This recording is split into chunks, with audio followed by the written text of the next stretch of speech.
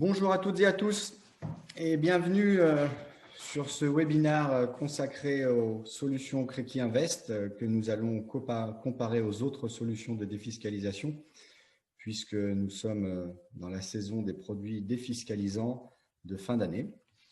L'objectif sera également de prendre un petit peu de la hauteur concernant cette comparaison qui sera objective.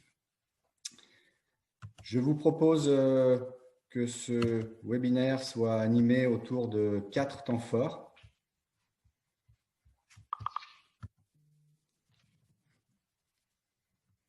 La présentation du groupe, bien entendu. Nous prendrons quelques minutes pour détailler les spécificités du groupe. Nous balayerons ensemble les différentes solutions de défiscalisation qui peuvent être proposées en cette fin d'année.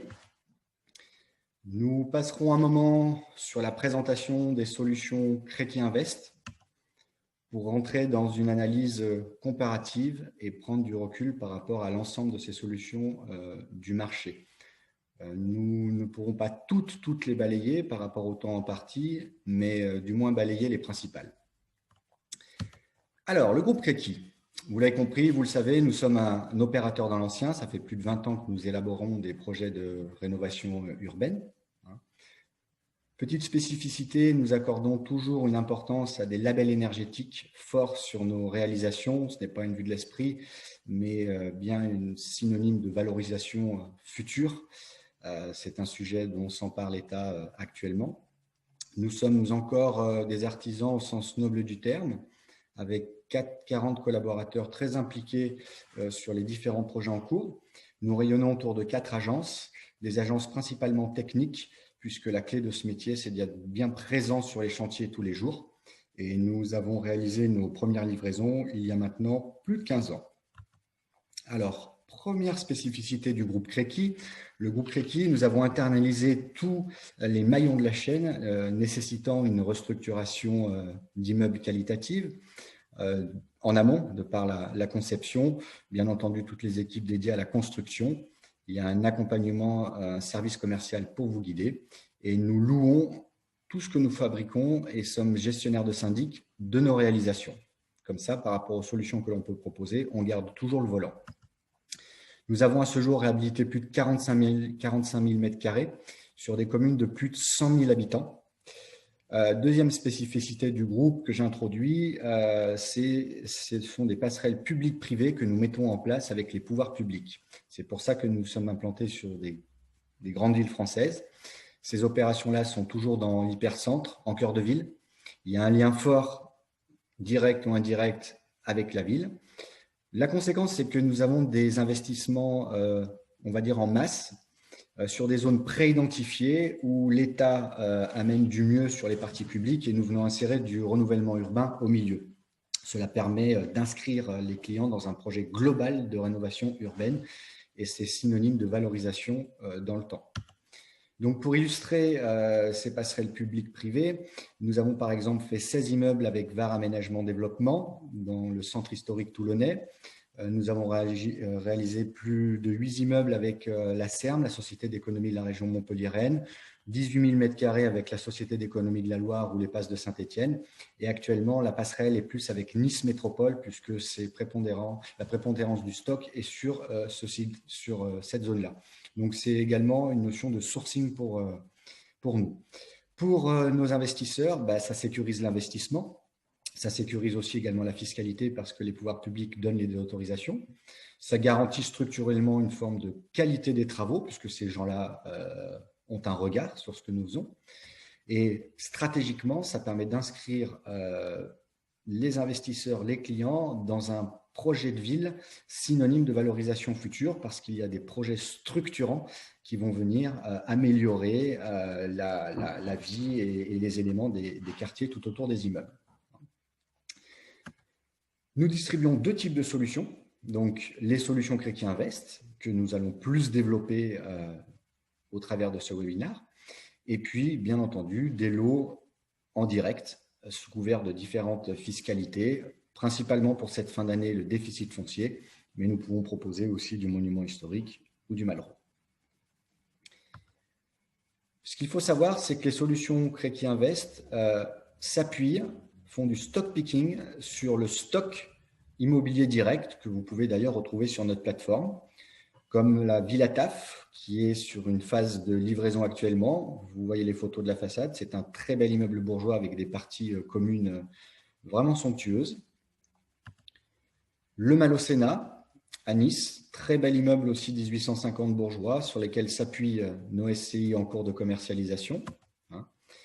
Ou encore la demeure du Bâtonnier, très bel immeuble à Nîmes, où vous pouvez voir à l'image de la photo que vous voyez sur les parties communes, ce n'est que des superlatifs quand vous rentrez dans cet immeuble. C'est vraiment magnifique, magnifique. Voilà, donc ce qu'il faut savoir, c'est que les SCI s'appuient sur des actifs de grande qualité.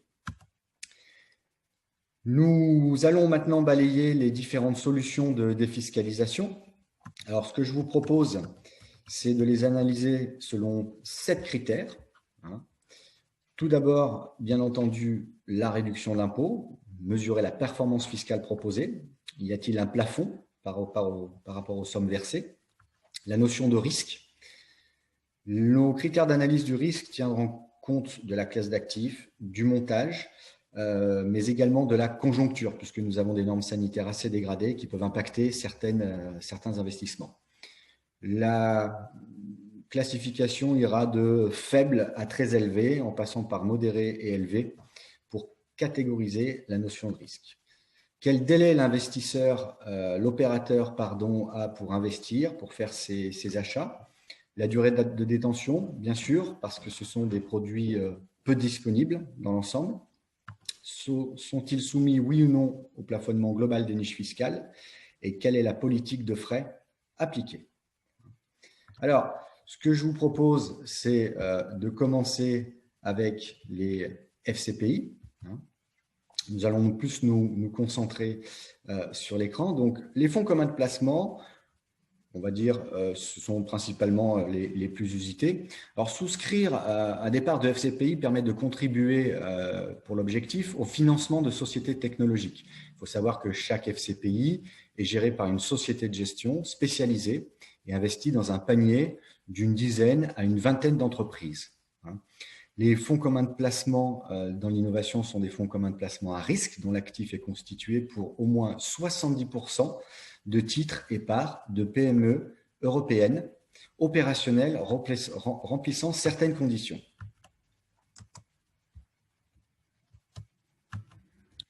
Alors, quelles sont ces conditions? Aucune garantie en capital ne doit être apportée par les PME à leurs actionnaires en contrepartie de leur souscription. Il faut savoir que 40% de l'actif du fonds doit être issu d'augmentation de capital. Les PME financées doivent être non cotées ou cotées sur un marché non réglementé, tel que par exemple l'Euronext Growth ou encore l'Euronext Access, anciennement l'Alternex et le marché libre. Il faut savoir aussi que les sociétés cibles d'un FCPI doivent présenter un caractère innovant, de par le nom, en remplissant au moins l'une des conditions suivantes: dépenser 15% du chiffre d'affaires en recherche et développement, alors 10% pour les PME industrielles, et justifier de la création de produits, procédés ou techniques innovantes et jugées comme telles par BPI France, la banque publique d'investissement, par l'octroi d'un label entreprise innovante. Ce label est valable 3 ans. Donc, voilà sur ce que vous pouvez retrouver dans les caractéristiques d'un panier de FCPI. Alors, comment fonctionne la réduction d'impôt? Elle est très simple. Vous avez une réduction d'impôt de 25% avec un plafond de 12 000 € pour un célibataire et de 24 000 € pour un couple marié. Vous avez une lecture directe, la réduction correspondante, 3 000 ou 6 000 €. Donc, des solutions simples à présenter. La synthèse. Donc, au niveau de nos critères d'analyse, j'investis une somme, je vais avoir un IFU qui va me dire que je vais pouvoir défiscaliser 25% de ma souscription brute. On me demande de garder les fonds 5 ans. Le risque est élevé, de par la classe d'actifs en elle-même et, je dirais, une notion de marché assez étroite. L'opérateur a 15 mois pour réaliser ses investissements. Donc, le plafond, 12 000 pour un célibataire, 24 000 pour un couple. Oui, c'est soumis au plafonnement global des niches fiscales et généralement, vous trouvez ces produits-là avec des frais aux alentours de 4%. Je reviendrai dans l'analyse comparative sur cette notion de frais pour les FCPI. Les FIP, les fonds d'investissement de proximité. Alors, ces fonds d'investissement de proximité constituent également une catégorie de fonds communs de placement à risque qui sont destinés à collecter l'épargne publique régionale et à l'investir sous la forme de prise de participation minoritaire dans des PME appartenant au même bassin régional. L'actif d'un FIP doit être composé au minimum de 70% de titres de PME éligibles de moins de 7 ans. Alors, pour les puristes, sont également éligibles des parts de PME de plus de 7 ans, mais qui nécessitent un investissement supérieur à la moitié du chiffre d'affaires annuel moyen des 5 années précédentes afin d'intégrer un nouveau marché géographique ou un nouveau marché produit. Les entreprises éligibles, donc, ce sont des PME régionales qui doivent employer moins de 250 salariés, qui doivent avoir un CA inférieur à 50 millions d'euros, bien entendu qui sont soumises à l'IS et je dirais qui doivent intervenir sur la zone géographique qui est déterminée par le fonds. Alors, nous avons deux cousins au FIP classique, le FIP Corse et le FIP Outre-mer. Vous comprendrez la nature du bassin géographique pour ces deux cousins. La réduction d'impôt est de 30%.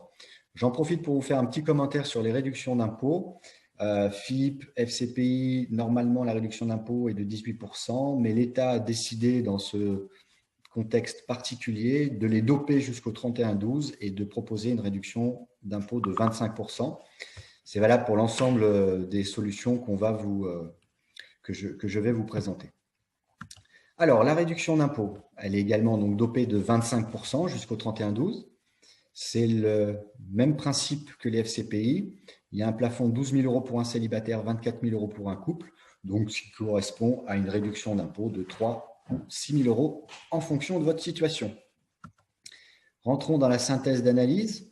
Donc, j'investis là aussi une somme, j'ai 25% de réduction d'impôt, je dois la garder 5 ans, je dois garder mes titres 5 ans. Le risque est élevé, là aussi, un peu comme les FCPI, mais la nature, c'est plus la proximité et le fait d'avoir un marché restreint. Là aussi, l'opérateur a 15 mois pour réaliser ses achats. Le même plafond, c'est soumis au plafonnement global des niches fiscales et c'est équivalent au FCPI. Vous avez des frais de souscription autour de 4%. Passons maintenant au SOFICA. Alors, les SOFICA, tout est dit un petit peu dans le nom, Société pour le financement de l'industrie cinématographique et audiovisuelle. C'est un dispositif qui a été mis en place par le législateur en 1985 afin de favoriser le développement de la production d'œuvres cinématographiques et audiovisuelles, principalement françaises. Alors, depuis ce dispositif qui est piloté conjointement par le Centre national du cinéma et de l'image, le CNC, et le ministère de l'économie et des finances. Il est reconduit jusqu'à la fin de cette année. Il faut savoir que chaque année, seul un nombre limité de SOFICA est habilité à collecter des fonds auprès des particuliers dans le cadre du dispositif. Pour cela, chaque SOFICA doit présenter au mois de juin une demande d'agrément auprès de la Direction générale des finances publiques, tout en informant le CNC. Pour 2020, pour vous donner quelques chiffres, le ministre du Budget a agréé 11 SOFICA. Cela représente un marché de 63 millions d'euros environ pour cette année. Le calcul de la réduction d'impôt, alors là aussi, il est grosso modo, pas grosso modo, il est de 30%, mais avec des petites variantes. Il est aussi de 30 à 48%. Il y a un plafond, un double plafond, 25% du revenu global, du revenu net global, mais dans la limite de 18 000 euros. Donc, c'est bien un et 18 000 euros. Donc, comme je vous disais, cet investissement donne droit à une réduction d'impôt allant de 30 à 36%. On peut monter jusqu'à 48% si la société consacre au moins 10% de ses investissements à la réalisation de séries ou à l'exportation d'œuvres françaises à l'étranger. Donc, vous avez en lecture directe la réduction d'impôt qui correspond au taux de réduction proposé, 5 400 euros, 6 480 ou 8 640 euros pour 48% de réduction d'impôt. Notre synthèse, la réduction d'impôt, là aussi, j'investis, je peux aller jusqu'à 48%. On va me demander de garder les titres 5 ans.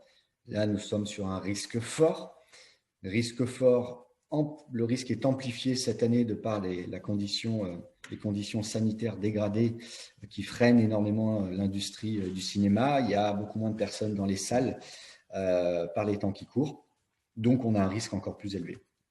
L'opérateur a 12 mois pour réaliser son investissement. Alors, il y a des petites règles, des subtilités, mais on ne va pas rentrer dans le détail, ce n'est pas le sujet aujourd'hui. Donc, le plafond, on a vu 25% du revenu global et 18 000 €. Cela rentre dans le plafonnement global des niches fiscales et vous pouvez trouver la plupart des SOFICA sans frais de souscription.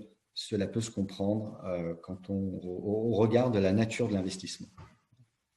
Alors, la Girardin industrielle, alors qui est un petit peu différente de ce que nous venons de voir comme type d'investissement, c'est une loi du 23 juillet 2003 qui accorde une réduction d'impôt sur le revenu aux contribuables français qui réalisent un investissement productif en Outre-mer dans le cadre d'une entreprise exerçant une activité alors agricole, industrielle, commerciale ou artisanale et éligible à ce dispositif fiscal.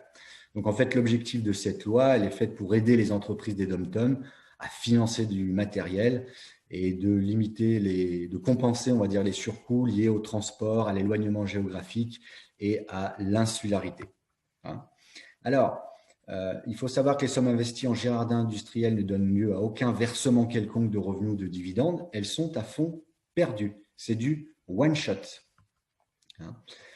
Au niveau du taux de réduction d'impôt, il y a une kyriade, il y a vraiment un grand nombre de réductions d'impôts qui dépendent de la date de l'investissement, du lieu géographique. On n'a pas le même taux en fonction si on investit à La Réunion ou à Wallis-et-Futuna, et également du type de la nature de l'investissement, que ce soit des bateaux de transport, que ce soit des exploitations agricoles ou encore des réhabilitations d'hôtels. Donc, ce n'est pas le lieu aussi pour toutes les voir, toutes les détailler ici. Je sais qu'il y a des spécialistes qui nous écoutent actuellement. On va plutôt s'attarder sur le grand principe. Vous avez un petit schéma à gauche qui vous montre un contribuable donc qui va apporter à fonds perdu dans une société de portage qui va investir, acheter des biens industriels ou mettre en location des logements sociaux. Sur le schéma de droite, le principe de la réduction, c'est-à-dire que l'investisseur apporte à fonds perdu, on va prendre un exemple, 10 000 €. Dans une société, souvent ce sont historiquement des SNC ou aujourd'hui plus récemment des SAS qui vont investir donc dans des biens industriels. Cette personne-là va investir 10 000 €, mais va récupérer 12 000 € de réduction d'impôt quelques mois plus tard. Donc, ça lui fait un gain de 2 000 € dans l'exemple. Et on va mesurer la performance fiscale d'une Girardin industrielle par la rentabilité. C'est un peu sur le principe d'une gestion de trésorerie de ses impôts. On va payer ses impôts en avance et avoir un dégrèvement dessus. Donc là, dans l'exemple pris, 2 000 €, ça ferait 20% de rentabilité. Voilà comment se mesurent les Girardins. Alors, sur la synthèse, la réduction d'impôt, donc 10 à 20%, aujourd'hui proposée sur le marché. La durée de détention, c'est du one-shot. Par contre, une règle importante, c'est que l'exploitation doit être maintenue au minimum 5 ans. Sinon, l'investisseur risque de se voir supprimer l'avantage fiscal octroyé la première année. Le risque est très élevé parce qu'effectivement, on ne sait pas toujours sur quoi on investit. Il peut y avoir un petit côté aléatoire et élevé de par la nature des montages aussi. Historiquement, c'était en SNC, il y a eu pas mal de déboires. Maintenant, les sociétés ont progressé et proposent notamment des garanties de bonne fin et sécurisent leur investissement pour être tout à fait objectif. Le délai d'investissement de l'opérateur, je dirais qu'il n'y en a pas réellement. Il faut que l'exploitation soit quasi immédiate, mais il y a des subtilités en fonction des Girardins qui proposent des agréments ou non. Là aussi, on ne va pas rentrer dans la technique, mais si vous avez un agrément, vous pouvez plus pré-identifier ce sur quoi vous investissez et où vous investissez. Pas de plafond particulier. C'est soumis au plafonnement global des niches fiscales et les frais sont généralement intégrés à la rentabilité, donc ce n'est pas un sujet aujourd'hui. Nous finissons ce tour d'horizon par les SCPI fiscales. Donc, investir en immobilier locatif reste envisageable en fin d'année grâce aux sociétés civiles de placement immobilier, les SCPI. Il y a vraiment deux grandes familles, les SCPI défiscalisantes qui peuvent proposer du Pinel, du Malraux. Nous, on va plus se concentrer sur celles qui sont éligibles à la fiscalité du déficit foncier et les SCPI de rendement. Donc, nous, on regarde là aujourd'hui les SCPI qui présentent un caractère défiscalisant. Donc, c'est le principe des véhicules collectifs où les gens s'unissent dans un véhicule et la force de ces produits, c'est la loi du nombre. Au niveau du calcul de l'avantage fiscal, là, nous allons être sur une déductibilité des revenus fonciers, déductibilité proposée par la quote-part des travaux déductibles des parts de SCPI. On va prendre un petit exemple après. Et il faut savoir que cette réduction, cet avantage fiscal dépend de la tranche marginale de l'investisseur. Et comme les revenus fonciers sont assujettis aux prélèvements sociaux, les calculs se font avec la CSG. Alors, pour entrer plus sur du concret, vous avez sous les yeux un tableau qui récapitule les 4 plus grosses SCPI fiscales françaises qui proposent du déficit foncier.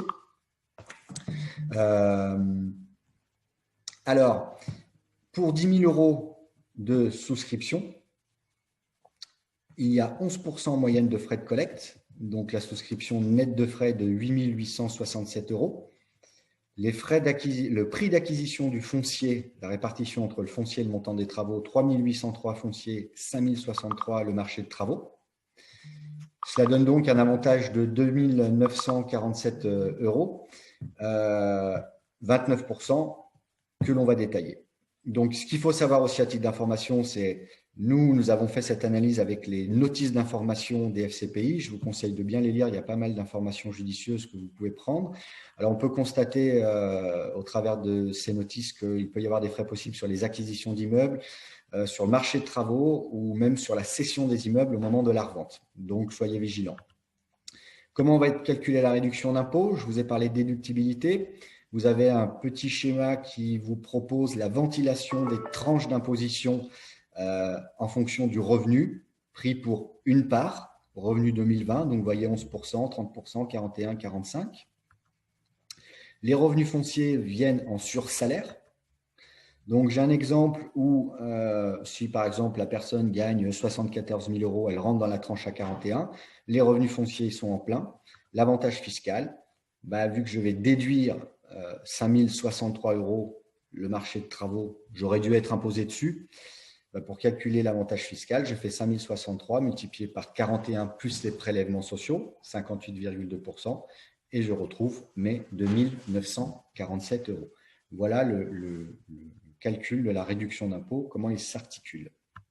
Donc, les réductions d'impôt proposées, pour être objectif, on va prendre fourchette basse, un investisseur qui a 30% de tranche marginale d'imposition avec des revenus fonciers positifs, et fourchette haute, 41% avec revenus fonciers positifs. Donc, l'ensemble du marché des SCPI varie de 23 à 29%.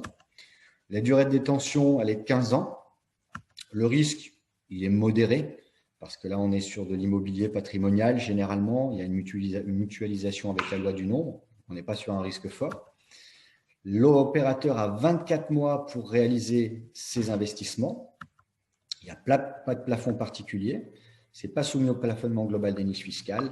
Par contre, il y a des frais relativement conséquents, en moyenne de 11%.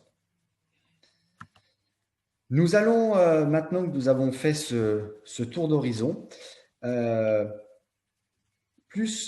nous consacrer sur les solutions Créqui Invest. Ce que je vous propose pour dégrossir le produit, c'est de vous montrer une petite vidéo, un petit motion design qui aura pour mérite de dégrossir cette solution, puis on rentrera plus sur le détail du produit juste après. Il peut y avoir un petit temps de latence.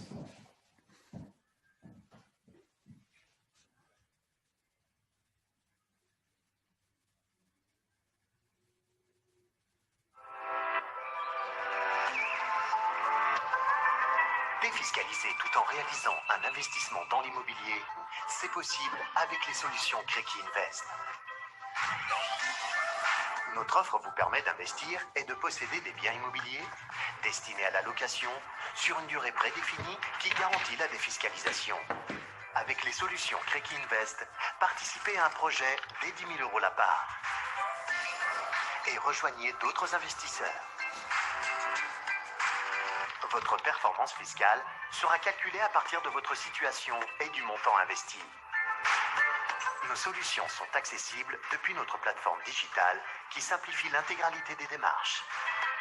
Le groupe Créqui est spécialisé depuis plus de 20 ans en investissement locatif et défiscalisation dans l'immobilier ancien.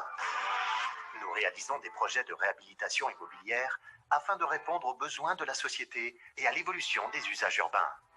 Pour sélectionner le projet qui vous correspond le mieux, utilisez notre simulateur et découvrez votre intérêt fiscal.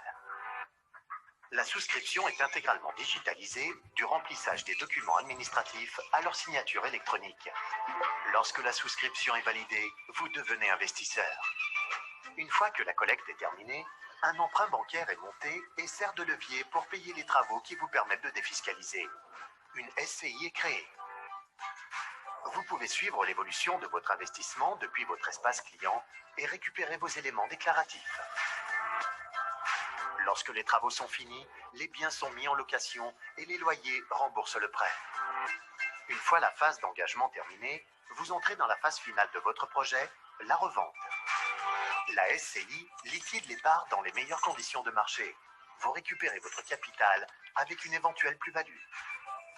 En résumé, les solutions Créqui Invest, c'est un avantage fiscal très important, une souscription simplifiée et accessible dès 10 000 €, un reporting régulier et enfin, la récupération du capital de départ avec la possibilité d'une plus-value optimisée.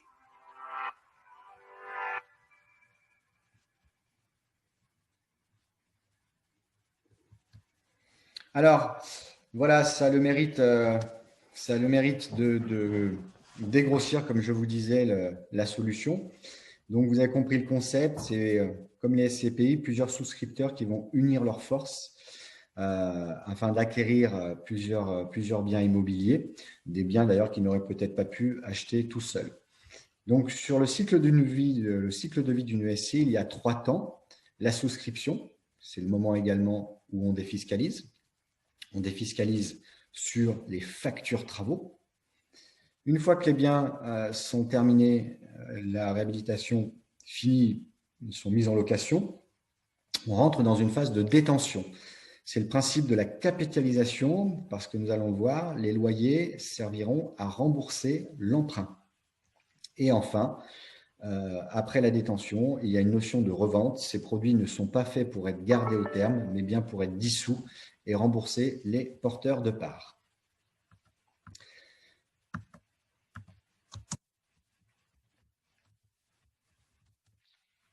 Alors, on va s'attacher plus au fonctionnement. On va déterminer comment on peut retrouver la quote-part travaux déductibles. Il y a toujours 2 ratios à regarder sur nos SCI. Ces ratios peuvent varier d'un projet à l'autre. Le levier bancaire, tout d'abord, et le pourcentage des travaux.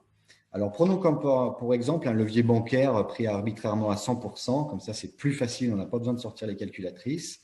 Donc, l'investisseur positionne 10 000 € et grâce au levier, la SCI va, de son côté, le véhicule collecté va contracter un emprunt. Alors, il y a une petite erreur. Le levier là est de 70%. Donc, ce qui veut dire que le raisonnement global se fait sur 17 000 €. 17 000 €, en fait, même si l'investisseur met 10 000, à terme, on va bien raisonner sur 17 000. Ensuite, le pourcentage des travaux, puisque dans l'ancien, on ne défiscalise que sur le montant des travaux. Donc, prenons un ratio de 60%. 60% de 17 000, ça fait 10 200. Donc, nous avons pour 10 000 investis, 10 200 € de travaux déductibles. C'est cette somme-là qui viendra incrémenter la 2044 et qui rentrera dans la moulinette pour calculer l'avantage fiscal. Alors, comment on le calcule cet avantage fiscal? On va prendre là aussi quelqu'un qui a des revenus fonciers positifs confortables pour rester sur le schéma. Donc, grâce à son investissement, il va pouvoir déclarer 10 200 de travaux déductibles. Son avantage fiscal, on l'a vu, c'est comme tout à l'heure, 10 200 multiplié par 41 plus 17,2, ça fait 5 936 d'avantage fiscal, soit une réduction d'environ 60% si je ramène ça au prix de la part des 10 000. Donc, vous voyez, l'avantage fiscal est quand même très conséquent. De là, on peut calculer un coût de revient. J'ai versé 10 000. L'année d'après, j'économise 5 936 euros. Mon investissement me revient à 4 064 euros. C'est mon coût de revient. Une fois que les travaux sont terminés et qu'on met le bien en location, ce qui se passe, je vous le disais tout à l'heure, les loyers serviront uniquement à rembourser le crédit. Même s'il y a du surplus, une subvention ou autre, ça ira sur un fonds de roulement. Les SCI ne serviront aucun loyer. Principe de capitalisation, encore une fois. Et au fur et à mesure que le prêt s'amortit, la SCI et donc les investisseurs s'enrichissent pour, au terme du prêt, être plein propriétaire du bien. Puis la troisième phase, la revente. Donc, les reventes sont possibles dès la 12e année, mais nous conseillons un temps de détention de 15 ans. Pourquoi 15 ans? Pour deux raisons principales. La première, c'est qu'il y a un prêt à amortir et à la limite, s'il n'y a plus de capital restant dû, tant mieux. Si des fois les prêts sont pris sur des plus longues périodes, plus on attend, moins il y a de capital restant dû. Et la deuxième notion, c'est l'impôt plus-value, parce qu'on va utiliser une première fois les travaux pour défiscaliser sur les RPP. On ne peut pas les utiliser une deuxième fois pour défiscaliser sur l'impôt plus-value et de ce fait les intégrer au prix d'acquisition. Donc, c'est pour ça qu'on conseille un temps de détention de 15 ans. La revente immobilière, j'ai envie de dire, elle est classique et c'est ça sa force. Elle n'est pas enfermée dans un marché secondaire, dans un marché de gré à gré ou autre. En prenant une image forte, le gérant peut vendre les biens à la découpe sur ce loger. C'est ça la force de ce véhicule, c'est qu'il n'y a aucun frein au niveau de la revente. Tout est envisageable et les statuts le prévoient. On peut même vendre l'immeuble en bloc, pourquoi pas, vendre le véhicule. C'est possible, mais on s'oriente plus sur des ventes à la découpe aujourd'hui. Ce que prévoient nos statuts, c'est que du moment où le prix de revient est supérieur ou égal à 70% du prix d'achat, le gérant a plein pouvoir pour faire les reventes. D'accord ? Parce qu'on là, on sait que ce sera une super affaire. S'il est inférieur à ces 70%, alors c'est un quorum de 50% des associés, c'est-à-dire une majorité. Prenons un exemple très concret pris sur la Romane 2 qui est en cours de commercialisation. Romane 2 propose donc un levier bancaire de 69% et un ratio travaux de 65%. Alors, je vais aller un petit peu vite, mais pour retrouver les 2900, 10 000 plus un levier de 69%, ça fait 16 900 au total d'investissement. Fois 65%, je défiscalise que sur les travaux. J'ai une cote par travaux de 10 900. À droite, je la multiplie par 58,2%. J'ai pris un cas, tranche marginale d'imposition à 41%. Ça va me donner 6 343 euros d'avantage fiscal. Donc, un coût de revient de 3 657 euros. Les achats se font alors entre 5 700, 5 800. On a arrondi à 6 000 m², là aussi, pour que ça soit simple. L'investisseur apporte 10 000 euros. 6 900 de levier. Donc, on raisonne bien sur 16 900. Le coût de revient, je le rappelle, 3 657 euros. Si je peux revendre 70% de ma valeur d'achat, ce qui correspond à une revente de l'ordre de 4 200 euros du mètre aujourd'hui, le gérant a tout pouvoir. Mais là où on n'a pas la vision, c'est combien on pourra revendre les lots dans 15 ans. Et ça, je crois que personne ne le sait. Par contre, on peut prendre le schéma dans l'autre sens, c'est-à-dire que vous voyez la petite ligne verte, pour commencer à perdre de l'argent et donc renier son avantage fiscal, il faudrait vendre les biens sur un prix inférieur à 1 300 euros le mètre² si j'applique une règle de 3. Donc, ce schéma, il illustre bien que les SCI proposent un excellent couple rendement-risque. Alors, la synthèse également. Donc, réduction d'impôt pris objectivement sur les mêmes fourchettes, 45 à 65% aujourd'hui. Durée de détention 15 ans. Le risque est modéré puisque nous sommes sur de l'immobilier patrimonial en centre-ville, véhicule collectif. Le délai d'investissement, il est instantané. Je dirais même que l'investisseur sait exactement là où il investit avant de faire son virement. il n'y a pas de plafond, ça ne rentre pas dans le plafonnement global des niches fiscales et il n'y a pas de frais de souscription. Alors, pour entrer dans un schéma comparatif, on va récapituler ce que nous venons de voir à l'aide de cette matrice qui reprend tous nos critères. Alors, qu'est-ce qu'on peut se dire? La première chose, c'est que avant de rentrer vraiment sur des comparaisons, la notion de ciblage est importante. Quelqu'un qui a une tranche marginale d'imposition à 11%, mais qui paye 2 000 à 3 000 euros d'impôts et qui veut faire une défisque, il est clair qu'il vaut mieux aller sur des FCPI, des FIP ou des SOFICA. Ce sera beaucoup plus adapté. Au contraire, quelqu'un qui a une tranche marginale très forte aura plutôt un intérêt à aller sur les SCPI ou les SCI. Donc, la notion de ciblage pour vos clients, bien entendu, est importante et elle doit répondre à la tempérament, à la typologie et à la pression fiscale de l'investisseur. Si on va un peu plus loin, on peut catégoriser ce tableau en deux grandes familles. La première sont les FCPI, les FIP et les SOFICA qui, quelque part, proposent un avantage fiscal en contrepartie d'un risque pris. Donc, ce qui est logique, vous avez un avantage fiscal qui permet de limiter le risque. Et puis, la deuxième famille, que sont les Girardins, les SCPI fiscales et les SCI, qui correspondent plus à un avantage fiscal qui est donné par rapport à un intérêt général. La Girardin industriel, c'est de favoriser le développement des dom-toms. Les SCPI fiscales ou les SCI, c'est de venir rénover le parc immobilier français qui est quand même dans l'ensemble bien vétuste. Donc, c'est vrai que si on parle de risque, il vaut quand même mieux que le risque réponde à un intérêt général, que l'avantage fiscal donné réponde à un intérêt général plutôt qu'à un risque, pour être objectif. Ça, c'est le premier critère d'analyse. Et puis, ce qui nous amène à nous dire que les SCPI fiscales et les SCI pourraient présenter un caractère plus sécurisant. Et la deuxième analyse, c'est de se dire quoi? C'est qu'il faut surveiller la politique de frais. Je reviens à ce que je vous disais tout à l'heure sur les FIP et les FCPI. En fait, sur une période de 8 à 10 ans, ça s'est passé en 2016, l'État s'est rendu compte qu'il y avait entre 36 et 45% de frais par rapport au montant versé par les contribuables. C'est un rapport qui a été fait par la Cour des comptes en 2016. Et donc, depuis 2017, il y a un décret qui est paru maintenant qui plafonne l'ensemble des frais des FIP, des FCPI à 30%. Donc là, le législateur est intervenu. Concernant la deuxième partie de cette analyse, donc, je vous disais, si on se focalise plus sur les SCPI fiscales et les SCI, c'est vrai que les SCPI ont des frais très importants qui viennent rogner l'avantage fiscal et du coup, l'investisseur ne récupère pas en plein l'avantage fiscal, alors que si vous regardez sur les SCI, finalement, les frais légers, c'est de l'ordre, pour vous donner une idée, de 1 500 € pour l'ensemble d'un véhicule. Ils sont de zéro et c'est ce qui fait qu'il y a quand même une différence énorme en termes de performance fiscale entre une SCPI et une SCI aujourd'hui. Donc, on peut vraiment donner l'avantage aux SCI lorsqu'on a affiné l'ensemble de cette analyse.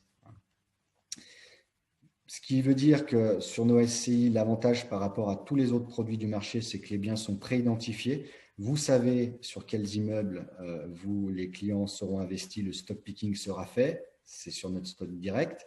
Comme je vous l'ai dit, il y a une politique où il y a peu de frais et c'est simple. En synthèse, si vraiment on compare une SCPI aujourd'hui avec une SCI en reprenant nos moyennes, pour 10 000 € souscrits, j'aurai 1 100 € de frais sur une SCPI, 0 sur une SCI. Il y a un levier bancaire sur la SCI qu'il n'y a quasiment pas, il n'y en a qu'une qui propose un petit levier, elle ne doit pas excéder 30% sur les SCPI. Donc, le levier amène aussi une part, je dirais, de travaux défiscalisants beaucoup plus importante, 11 200 €. Et comme il y a peu de frais pris dessus, si vous êtes sur des SCPI, vous avez un gain fiscal de 3 000 € et un coût de revient donc de 7 000. Sur les SCI, c'est quasiment l'inverse. Vous avez un coût de revient de 3 500 pour un gain fiscal de 6 500 €. Donc, c'est vrai qu'on peut donner l'avantage aux SCI qui proposent un des avantages fiscaux les plus importants du marché, mais qui finalement répondent à non pas un risque, mais un intérêt général et peu de frais. Donc, de ce fait-là, c'est vrai que c'est un produit qui est extrêmement adapté, qui permet de défiscaliser tout en s'appuyant sur un sous-jacent qui est quand même sûr, puisque ce sont des beaux immeubles en centre-ville. Hein. Donc, voilà ce qu'on pouvait dire pour les conclusions. J'imagine qu'il doit y avoir quelques questions. Alors, je vais demander à mon homologue. Jason, y a-t-il quelques questions qui sont venues au cours de la présentation? Alors, oui, bonjour Stéphane. Nous avons effectivement eu quelques petites questions. Alors, je commence par la première. Si on ne trouve pas d'acheteur au moment de la revente, comment cela se passe-t-il? Alors, si on va dire que je l'interprète comme ça, le marché est un peu dégradé au moment de la revente, il est possible de proroger les SCI pour prolonger dans le temps et attendre des conditions plus favorables pour la sortie. Dans ce cas-là, les statuts prévoient qu'on peut proroger la durée de vie des SCI chaque année.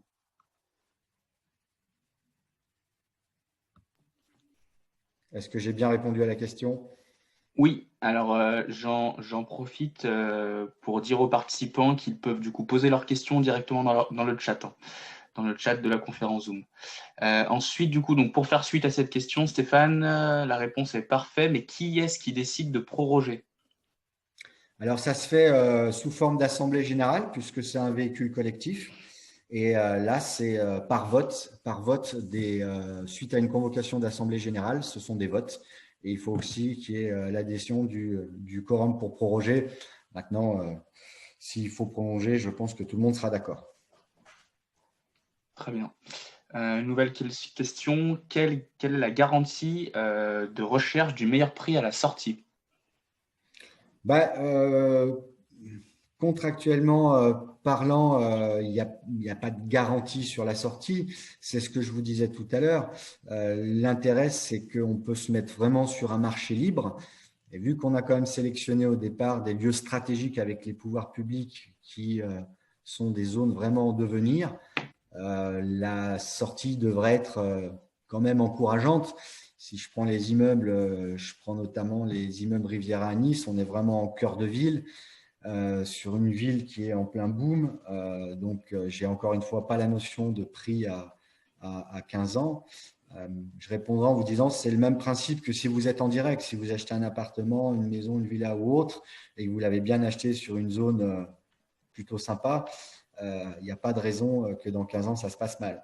La force de ce produit, encore une fois, c'est qu'on tout est possible à la sortie, on n'est pas enfermé. Mais il n'y a pas de garantie de prix de revente. Très bien. Nouvelle question. Alors,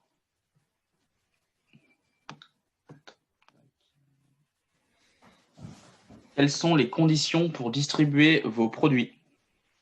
Il faut être carteté, loi Hoguet, pour distribuer ces produits-là. Très bien. Alors, j'ai du coup une nouvelle question par rapport, du coup, c'est une question assez technique sur le taux de rendement. J'ai une personne du coup qui a fait un calcul de taux de rendement assez générique en disant que si son coût de revient était effectivement à 4 000 euros pour une part de SCI souscrit à 10 000, qu'elle revendait à 70% de la valeur d'achat. Donc, comme tu as pris sur l'exemple, en l'occurrence de la SCI Romane, ce qui ferait une valeur de revente autour de 11 000 – 12 000 euros. Oui. Ça voudrait dire qu'il y aurait effectivement autour de 8 000 euros de bénéfices sur 15 ans, ce qui correspond à un taux de rendement quand même très élevé annuel, un taux de rendement donc à 6%. Voilà, il demande son avis. Oui, c'est ça. C'est l'ordre de grandeur. Hypothèse basse, on va être grosso modo sur du 1 à 2% par an sur un prix de sortie très moyen. Sur un scénario médian, on arrive entre 5 et 6,5 de rentabilité annuelle. D'accord. Donc, Monsieur est dans le vrai. C'est à peu près ça. si on a un prix de revente qui est quasiment égal à la valeur d'achat, en fait, au prix d'achat, on est même sur des taux de rendement encore plus élevés du coup. Ouais, on est plutôt à 8-9. Mais je préfère pas vendre de la poudre aux yeux, entre guillemets. D'accord. Alors, ensuite, donc, j'ai plusieurs questions.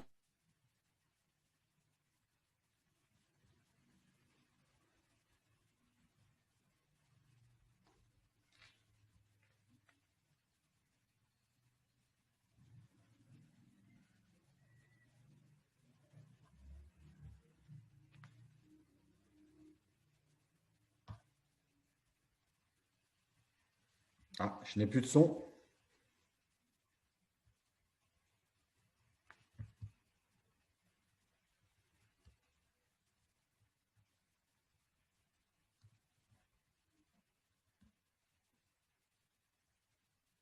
Alors, je reprends les questions puisque on a un petit souci à la technique. Pourrait-on avoir une copie des présentations? Oui, bien entendu, on vous fera passer ça. Sans souci.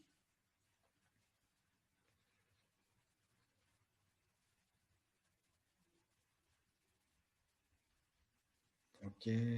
Quelle est la marge en moyenne nécessaire? On vient d'y répondre.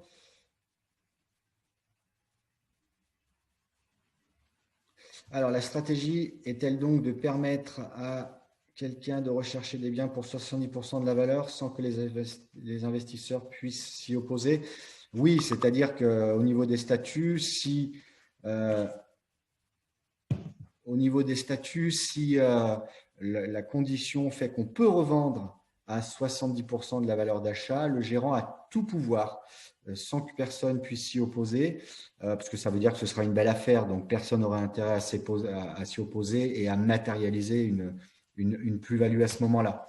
Mais oui, le gérant a tout pouvoir, c'est une règle statutaire. Les loyers des logements sont-ils modérés? Alors, nous avons des solutions comme la COS, où effectivement, ils sont modérés de par la loi COS. Alors ça peut faire l'objet d'une intervention d'un de nos animateurs, parce que on n'aura pas le temps de rentrer dans la technique maintenant. Mais si les loyers sont modérés, sachez qu'il y a un abattement de 70% qui compense cette baisse de rentabilité faciale et qu'il y a des subventions qui sont octroyées, des subventions qui peuvent aller entre 600 et 1000 euros du mètre carré. Quels sont les critères de sélection des appartements? Ce n'est pas propre à nos SCI, ça c'est une question qui englobe l'ensemble de notre recherche foncière. Donc vous l'avez compris, il y a une aide des pouvoirs publics qui nous aide sur le sourcing parce qu'ils y ont intérêt. Après, les critères de sélection, c'est en interne, c'est en fonction de, bien entendu, est-ce que la logique foncière plus travaux permet des grilles de prix de sortie cohérentes? Y a-t-il une éligibilité fiscale? Les solutions d'agencement sont-elles possibles pour faire plutôt des appartements contemporains de par le côté agréable à vivre, hein? Et il faut savoir, on étudie à peu près 10-12 immeubles en moyenne pour en sortir. J'accélère un peu pour les questions. Les investisseurs sont-ils caution solidaire du crédit? Oui, mais à hauteur de leurs apports, à hauteur des 10 000 euros. Hein. Voilà, ce n'est pas comme une SNC haute. Donc, les investisseurs sont-ils caution solidaire? Oui, à hauteur de leur apport. Y aura-t-il des subventions sur Roman 2? Non. Cette SCI est proposée en gestion libre. C'est sur la SCI COS 1 qu'il y a des subventions.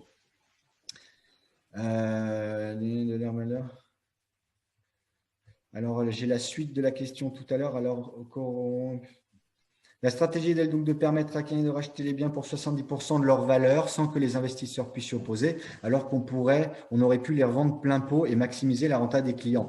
Attention, 70%, ce n'est pas une barrière, c'est à partir de 70%. Hein. De 70% à 120%, on va dire, il y a une règle statutaire et en dessous, il y a une autre règle statutaire. Mais ça ne veut pas dire qu'il y a un blocage à 70%. Hein. Si on peut les vendre à 90%, on ne va pas se priver non plus. Hein. Encore une fois, ce n'est pas un frein, ce n'est pas un stop. C'est une règle avec deux scénarios, on va dire, en dessous de 70 et au-dessus. Quelles sont vos perspectives de développement géographique sur ce produit? Alors, mais il suivra de toute façon le développement géographique de l'immobilier en direct. C'est vrai que pour l'instant, nous sommes essentiellement quart sud-est parce que les bases techniques doivent être près des chantiers. C'est pour ça que je vous disais en introduction, nous sommes encore une société à taille humaine et j'aime dire que nous sommes des artisans au sens noble du terme. Donc, s'il faut grossir, on grossira, mais ce ne sera pas au détriment de la qualité, j'ai envie de dire. Voilà, parce que pour l'instant, on préfère être sur des zones pré-identifiées. Ça fonctionne plutôt bien et on est sur des lieux bien stratégiques. J'ai pu me reconnecter, Stéphane, c'est bon, tu as pu Très bien. t'en sortir? Ouais, très bien. Donc, l'aménagement de l'eau des SCI est-il premium? Premium, oui. Alors, ça dépend aussi je dirais, de chaque immeuble qui peut avoir une gamme différente. Pour les SCI en cours de commercialisation, que ce soit Roman ou SCI COS 1, les deux, on est sur une gamme premium. Oui, pour celles qui sont en cours de commercialisation.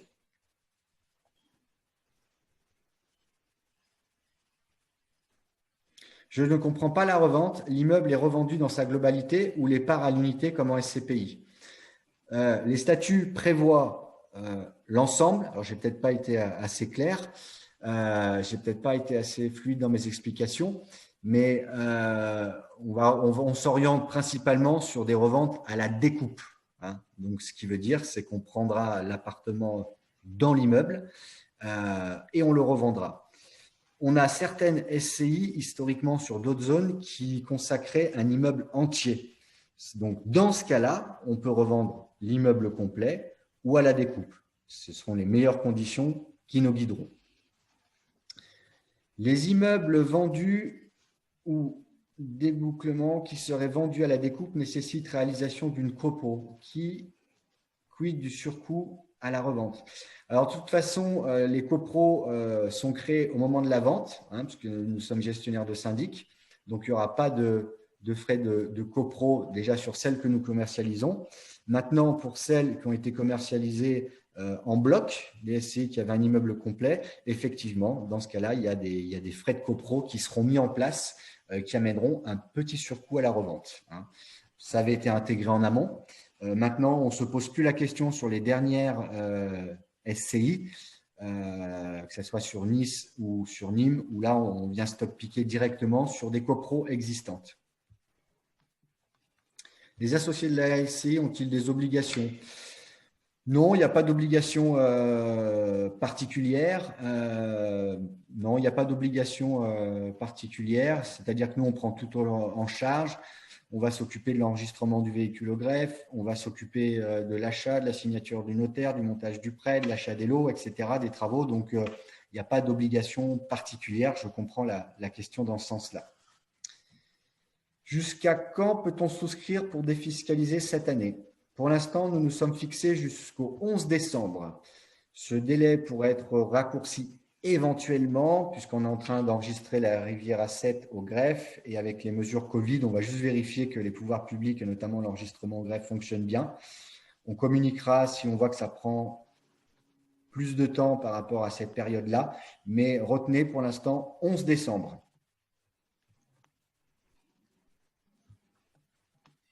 Non, pour la revente, ce n'est pas forcément quelqu'un de créquis. Non, non.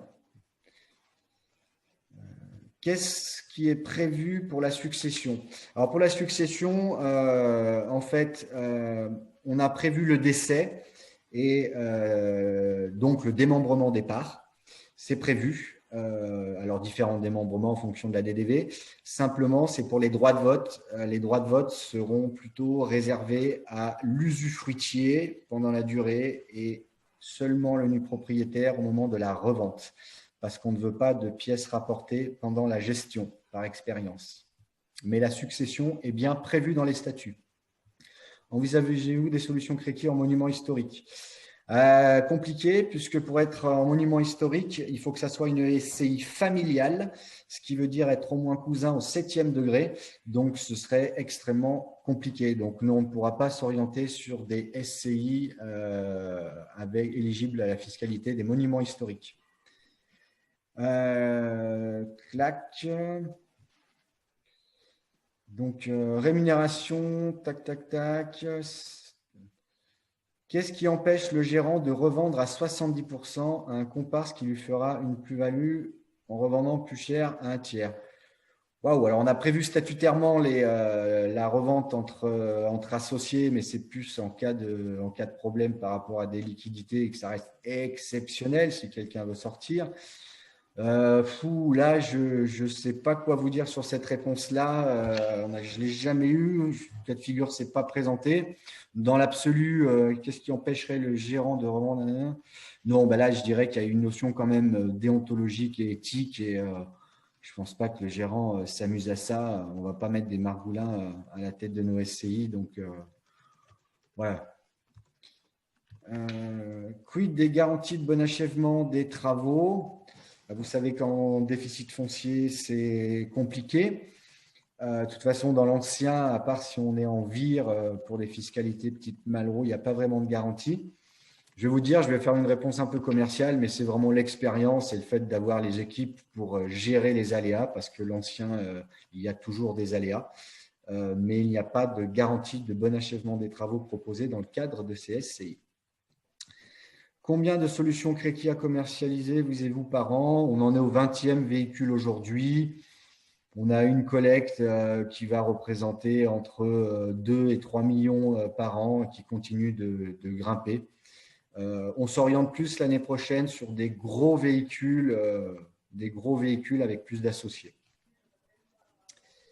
Pourquoi ne faites-vous pas plus de SCI en Malraux? Tout simplement parce qu'aujourd'hui, on n'a pas de stock Malraux, à notre grand regret. On recherche, mais des bonnes Malraux en cœur de ville, bien placées, avec des grilles de prix cohérentes, c'est compliqué à trouver. Donc, c'est vrai que cette année, puis en plus, il y a l'éligibilité des pouvoirs publics. Souvent, il y a eu un gros frein. Donc, cette année, sur cette fin d'année, on n'a pas de SCI en Malraux parce qu'on n'a pas de stock en immobilier direct Malraux. Allez vous réunir tous vos investisseurs pour se connaître, boire un coup, prendre les quémaillères. Ouais, c'est une idée sympa, surtout pour la revente et la visite d'immeubles. On y pense. Ça pourrait être sympa. Ouais. C'est une idée sur laquelle on est en train de réfléchir. La difficulté qu'on a, c'est l'éloignement géographique de tout le monde. Qui est le maître d'œuvre? Qui est les maîtres d'œuvre? C'est des équipes du groupe Créqui. Ça peut être Infinitech ou IBTech. Comme ça, les gens profitent de l'expertise et de l'expérience d'un gros groupe. Comment se passe la réception des logements? Une bonne question, puisque là, on est en train de réceptionner Villataf. Alors, si les gens veulent venir voir sur place, ils sont les bienvenus. D'ailleurs, Villataf est livré les 14 et 15 décembre. Donc, les gens qui veulent venir voir peuvent faire un soin à Nice sans souci. Sachez aussi, nous aurons des petites visites virtuelles, des photoreportages pour la réception des logements et également aussi pour suivre l'avancée du chantier pendant la durée de vie du produit. Y a-t-il une taille minimale ou maximale pour une solution Créqui? Oui, minimale, je dirais que faire une SCI pour un studio, bon, ça ne présente pas trop d'intérêt et ça coûterait cher en termes de gestion à terme. Les plus petites SCI qu'on ait faites en associés, parce qu'ils ont pris beaucoup de parts, c'était, je crois, 22 associés et les plus grosses, on monte à 70. Hein. Pour répondre plus précisément à la question, on prévoit plutôt des augmentations de capital sur ces SCI de manière à ne pas s'enfermer dans des objectifs de collecte. Donc, de ce fait-là, il y a, oui, une taille minimale, mais quasiment plus de taille maximale. Hein. Y a-t-il des SCI en Malraux? Je viens d'y répondre. Mais qui est le maître d'ouvrage? Ça dépend des montages entre maîtrise d'œuvre ou maîtrise d'ouvrage. Mais encore une fois, si on est en maître d'ouvrage, c'est des architectes qui ont été sélectionnés par les équipes techniques du groupe Créqui. Comme ça, ils parlent d'égal à égal.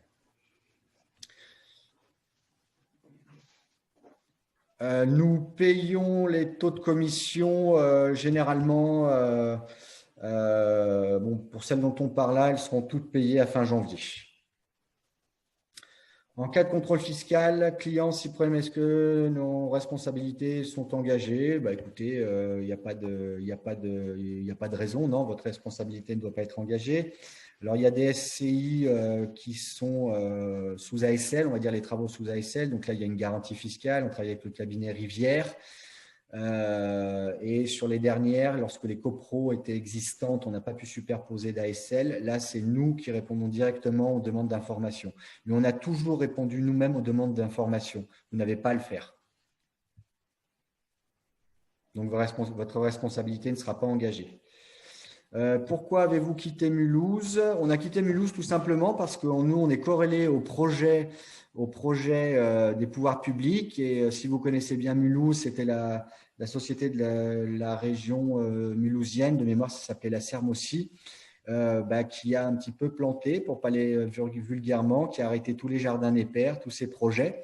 Nous, on a arrêté aussi, puisque plus de gros projets identifiés Mulhouse, plus de solutions Créqui a proposées. C'est pour ça qu'on est parti, c'est suite à l'arrêt des pouvoirs publics de leur politique de développement sur la ville.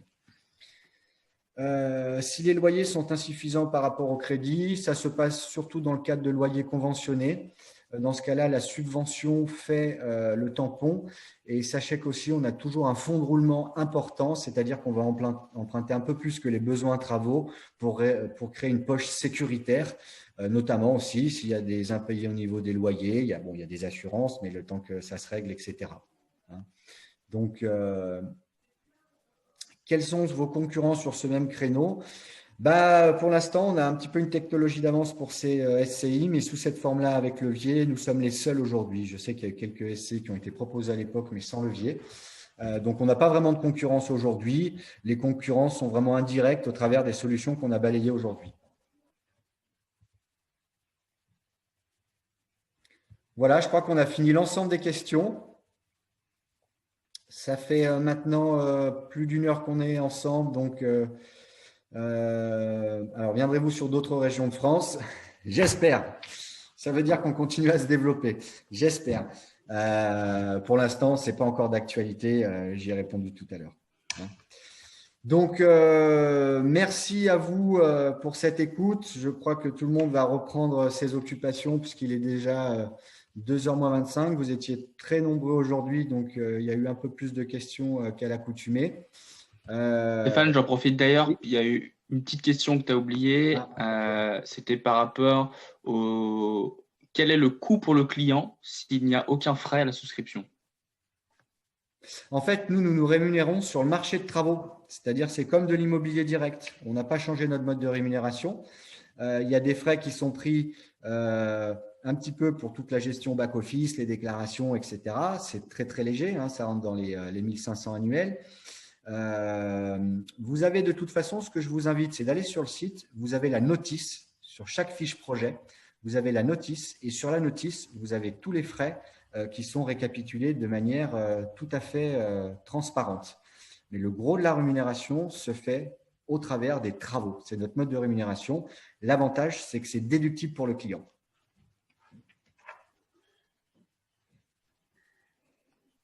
J'en ai plus oublié, Jason? Non, c'est tout bon, Stéphane. Il me reste à vous remercier pour votre écoute. Prenez soin de vous et vos proches et je vous dis peut-être à bientôt pour un prochain webinaire. Au revoir tout le monde et merci. Merci, au revoir.